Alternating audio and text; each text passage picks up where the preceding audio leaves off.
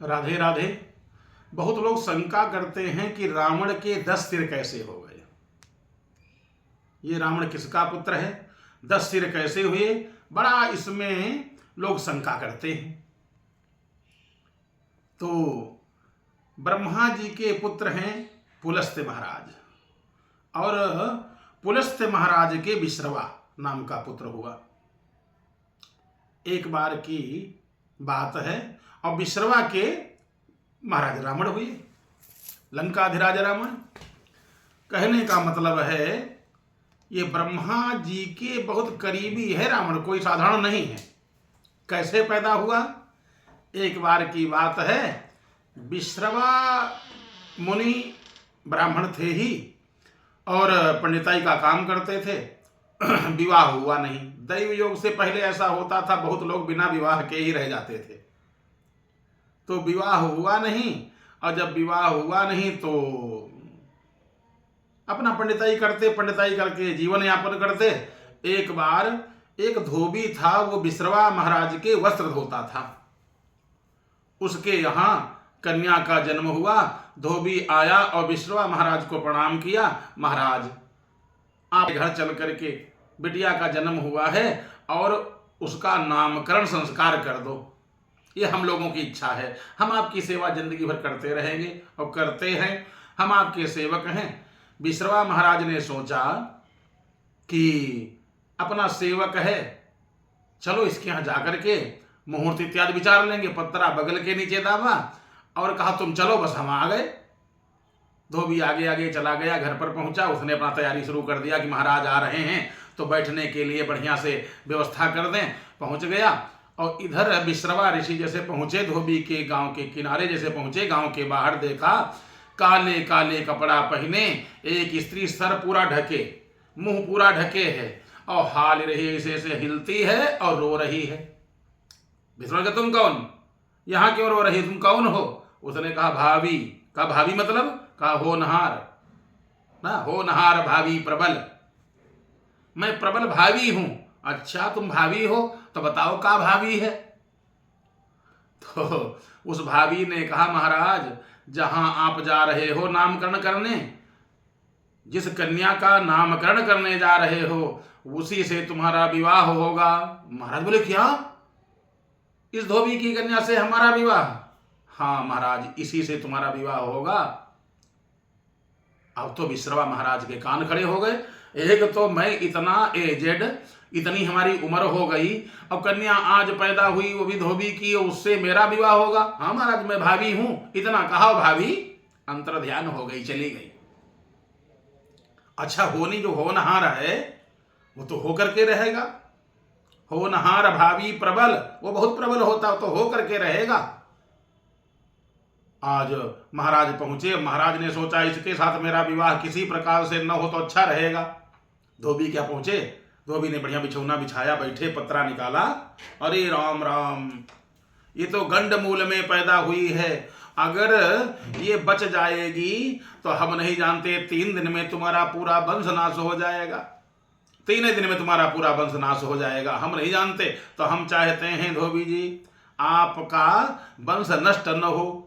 धोबी ने महाराज फिर कुछ उपाय करो, महाराज कुछ पूजा पाठ से शांति हो सकती हो, मूल की शांति हो सकती हो तो आप कृपा करके कर दो, हमारा परिवार बच जाए।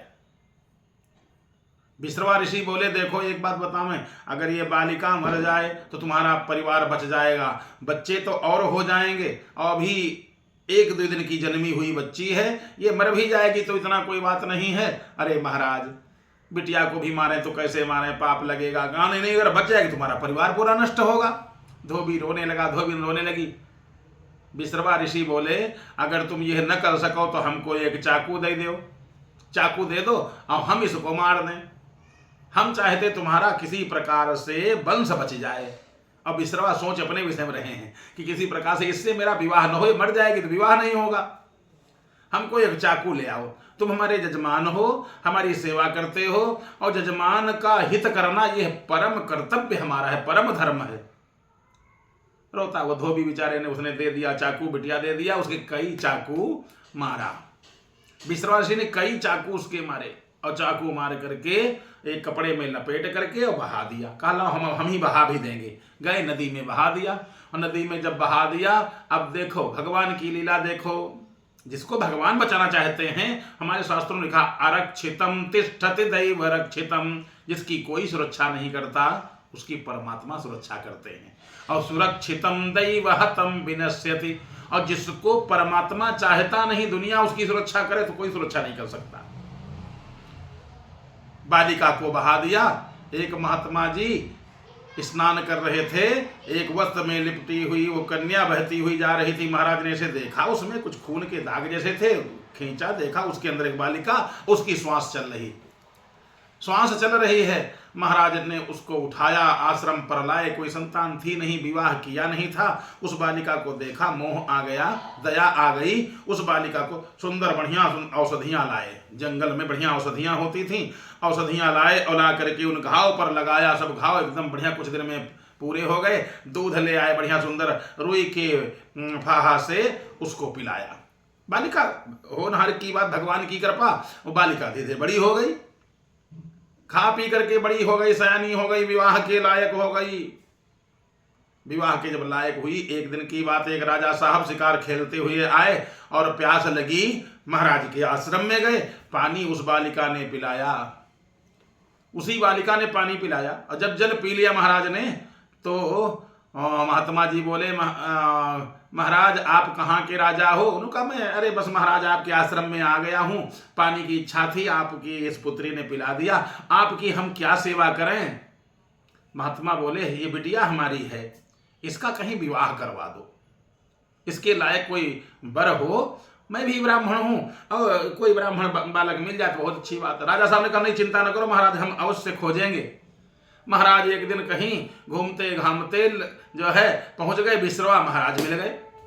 बिसरवा महाराज मिल गए, महाराज की जय हो, प्रणाम किया राजा साहब ने।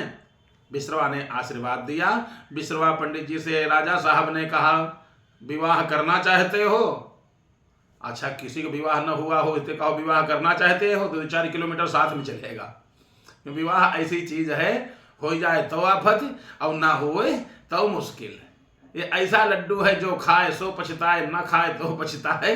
तो बिसरवा ऋषि बोले हाँ महाराज, अगर हो जाए तो ठीक है कोई? अरे कहा बहुत सुंदर कन्या है, अगर चाहो, और वो भी महाराज जी की कन्या है, जंगल में चलो। बढ़िया सुंदर महाराज जी से बताया। बिसरवा महाराज का विवाह उसी कन्या के साथ हो गया, बढ़िया सुंदर विवाह हो गया। विवाह करके बिसरवा महाराज अपने घर पर आ गए। नई नवेली दुल्हन, उसने कुछ वस्तु मांगी, ये वस्तु घर में नहीं ले आओ, एक ही दिन बस खाली हुआ था विवाह का, जाओ वस्तु ले आओ। और घर में कोई था नहीं। बिसरवा जी गए, कहाँ पहुंचे? मार्केट जा रहे थे, बाजार में जा रहे थे कुछ वस्तु खरीदने के लिए। तब तक गांव के बाहर वहीं देखा, वैसे ही जो पहले मिली थी भाभी, वैसे खोपड़ी हिलावे और रोवे, काले कपड़ा पहने, मुंह ढके। बिसरवा ने देखा ये तो शायद वही स्त्री है जो उस दिन मिली थी बहुत साल पहले। अरे तुम कौन हो? बोली भाभी। तो कहा तुम्हारी भाभी भाई नहीं, तुम कह रही थी कि हाँ इसके साथ तुम्हारा विवाह होगा, उसको तो मैंने मार करके फेंक दिया। तुम भाभी अगर हो तो तुम भाभी फिर भाई नहीं, काहे नहीं भाई? वो हंसने लगी। उसने कहा महाराज विवाह हो गया। किसके साथ? उसी बिटिया के साथ, धोबी की बिटिया के साथ। क्या? धोबी की बिटिया के साथ? हाँ महाराज, जिसके साथ तुम्हारा विवाह हुआ है। भाभी कभी गलत नहीं होती। हो नहार भाभी प्रबल बिलखि कहो मुनिराय, यानी कहने का मतलब है हो नहार भाभी प्रबल, बहुत प्रबल भाभी होती है, वो तो महाराज हो गया है। इतना उस भाभी ने कहा और फिर चली गई। भाभी अंतर ध्यान हो गई। अब महाराज बिसरवा को, अरे ये वही कन्या जिसको मैंने मार डाला था। आए, जहां जहां चाकू मारे थे देखा, वस्त्र हटा करके सब निशान बने, वैसे सब निशान बने, क्योंकि घाव का निशान तो बना रहेगा। निशान सब छोटे छोटे बने थे। अब तो इनका माथा टनका, इसके साथ मैं नहीं रहूंगा, इसके साथ मैं नहीं रहूंगा। और बस भागते हुए जंगल में चले गए तपस्या करने के लिए। तपस्या करने लगे, हजारों वर्ष तपस्या किया, सैकड़ों वर्ष नहीं, हजारों वर्ष तपस्या किया। तपस्या करते रहे। और ये जो कन्या थी, जो दुल्हन थी, ये घर पर ऐसे ही पड़ी रही, सूख करके एकदम कांटा हो गई। क्योंकि कभी कोई खाने को दे दे, कभी खाने को मिल जाए, कभी नहीं मिलता, दैवश जो कुछ मिल जाए वही खा करके बिश्रवा महाराज की चौखट पर पड़ी रही, गई कहीं नहीं। क्योंकि महात्मा ने उसका संस्कार दिया था, महात्मा जी के यहाँ पली थी। जिसको जैसे लोग पालने वाले होते हैं, जैसा अन्न जो खाता है, जैसा खाएगा अन्न वैसा बनेगा मन। तो महाराज के आश्रम में पली थी, इसलिए वो घर को छोड़ करके नहीं गई।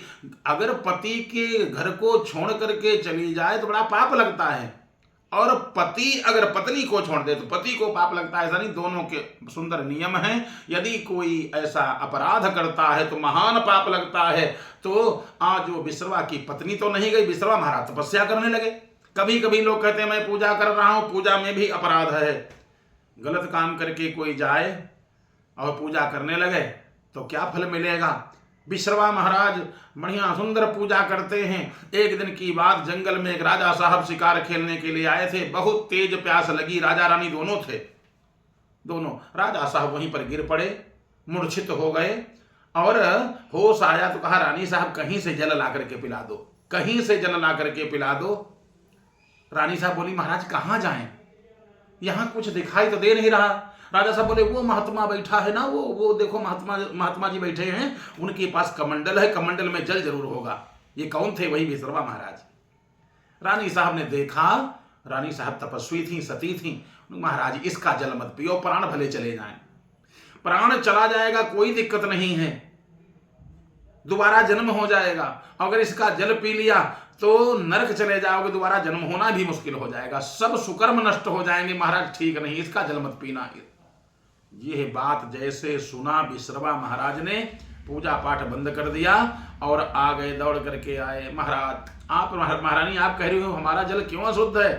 कहा अशुद्ध इसलिए है तुमने अपनी विवाहिता पत्नी का परित्याग कर दिया। जो विवाहिता पत्नी थी उसको छोड़ करके तुम तपस्या कर रहे हो। 100 गौ हत्या का पाप रोज लगता है। अरे बिश्रवा महाराज बोले मैं तो सोच रहा था मैं तपस्या करके तर जाऊंगा, भगवान की प्राप्ति हो जाएगी। रानी साहब बोली नरक की प्राप्ति होगी महाराज, इसके अलावा कुछ नहीं। आप अधर्म कर रहे हो, 100 गौ हत्या का पाप लगता है आपको प्रतिदिन, कैसे आपका उद्धार होगा? बिश्रवा महाराज ने कहा रानी साहब आप परम तपस्वी हैं, आप कृपा करके इतना बता दो, फिर यह गौहत्या का पाप मिटेगा कैसे? रानी साहब ने कहा अगर तुम्हारी वही पत्नी इतना कह दे जाओ तो तुम हमसे उद्धार हो, तो तुमको गौहत्या का पाप नहीं लगेगा, और जो पाप लगा है वो भी दूर हो जाएगा। इतना कहा, बिश्रवा महाराज तत्काल आए, देखा उनके घर में चौखट पर मस्तक ऐसे रखे हुए और पड़ी है। चौखट की लाज रख लिया। बिश्रवा महाराज ने उसको उठाया, क्या हुआ? नौहरी आप महाराज? उसने प्रणाम किया। प्रणाम किया तो बिश्रवा बोले हमको क्षमा कर दो, हमसे गलती हो गई। उसने कहा आप तो कह रहे हो क्षमा कर दो, हमारी दशा देखो क्या हो गई, हमारी दशा देखो तो क्या हो गई। तो बोले हाँ गलती तो हमसे बहुत बड़ी। कहा महाराज आपने तो कह दिया गलती हो गई। जैसे आजकल लोग बड़ी गलती करते हैं, बाद में सॉरी, बस सॉरी कह दिया, सॉरी से क्या काम चलेगा। जिसको दुख हुआ है उसके हृदय से कोई पूछे। रोने लगी पत्नी। पत्नी ने कहा आपने हमारा पूरा जीवन बर्बाद कर दिया। अगर कहीं आप घर में रहे होते तो इतने समय आज तक 10 पुत्र जरूर हमारे हो गए होते, सबके लड़का हो गए, हमें 10 लड़का हुए होते। बिश्रवा ऋषि बोले देवी गलती तो हुई है, लेकिन एक बात मैं कह रहा हूं, अगर तुमको 10 पुत्रों जैसा एक पुत्र हम दे दें तो? उसने कहा तो तुम हमसे उद्धार हो। बिश्रवा ऋषि ने आशीर्वाद दिया, जाओ देवी तुम्हारे ऐसा पुत्र होगा जिसके 10 सिर होंगे और महान बलवान होगा, बहुत बड़ा ज्ञानी होगा, पंडित होगा, जाओ तुमको मैं आशीर्वाद दे रहा हूं। पत्नी बोली फिर तुम हमसे उद्धार हो। वही बिश्रवा महाराज के यहाँ सुंदर ये रावण का जन्म हुआ है। परम विद्वान, लेकिन कुछ कर्म ऐसे थे जिससे भगवान से उसका युद्ध हुआ और परम धाम को सिधारा।